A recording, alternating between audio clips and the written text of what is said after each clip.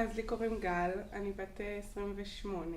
הייתי בזוגיות ארוכה מהצבא, ומאז בגדול אני רווקה, שזה שנים ארוכות, ובשנתיים שלוש האחרונות לא הצלחתי אפילו לעבור מעבר לשני דייטים. אתה מרגיש שכאילו זה לא מתקדם והרבה פעמים לא באשמתך, שאת עושה כל מה שאת יכולה ואת עדיין מרגישה בודדה.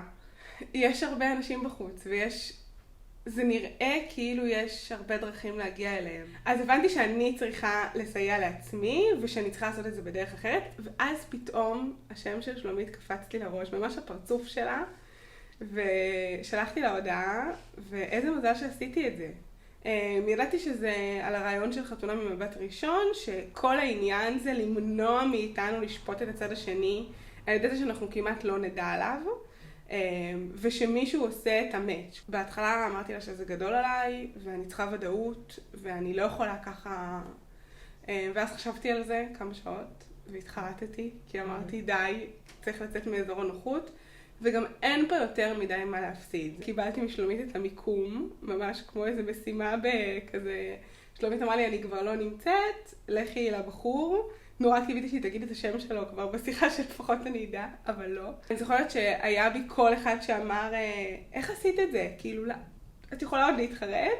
והיה כל אחד שאמר, את כבר פה? והוא נראה חמוד, הוא היה נראה שהוא בסירה שלי. כל הזמן הזכרתי לעצמי שדברים גדולים קורים כשאתה מעז, ושיציאה מאזור הנוחות היא דבר הכרחי. והזכרתי לעצמי שאולי זה מה שיעזור.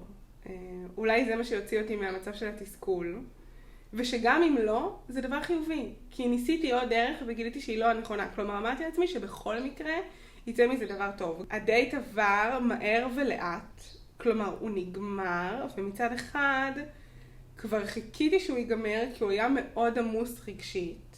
הוא היה חוויה שקשה להקל מיד.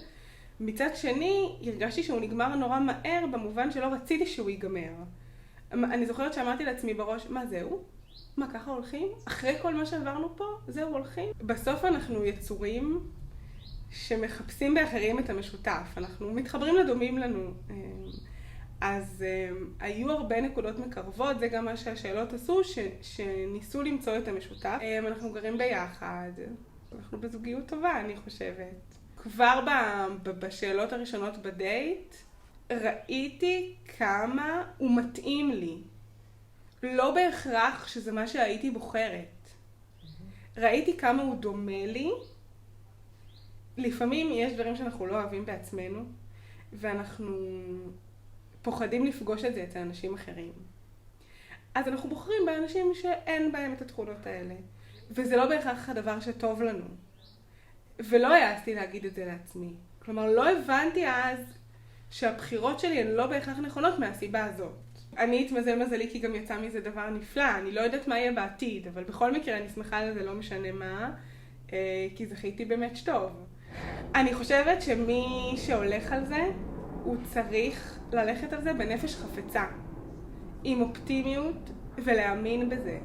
כי אם אתה בא לזה על הדרך, עם קצת זלזול כזה של נו, בוא נראה, בוא ננסה, לא, להאמין בזה כאילו זה המוצא היחיד.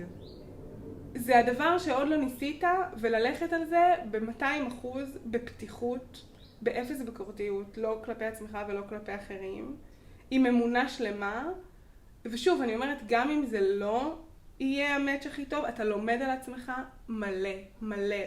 כבר בדייט הראשון אתה לומד על עצמך מלא, ובימים הראשונים בזוגיות הזאת, כי זו זוגיות שמתחילה אחרת, היא מתחילה פתוחה, זה לא משהו שאנשים מכירים, גם אנשים שיוצאים הרבה, זה לא משהו שאנשים מכירים, אז גם אם זה בסוף לא יסתיים בחתונה, זה חוויה שרווקים ורווקות חייבים לעבור, חייבים לעצמם.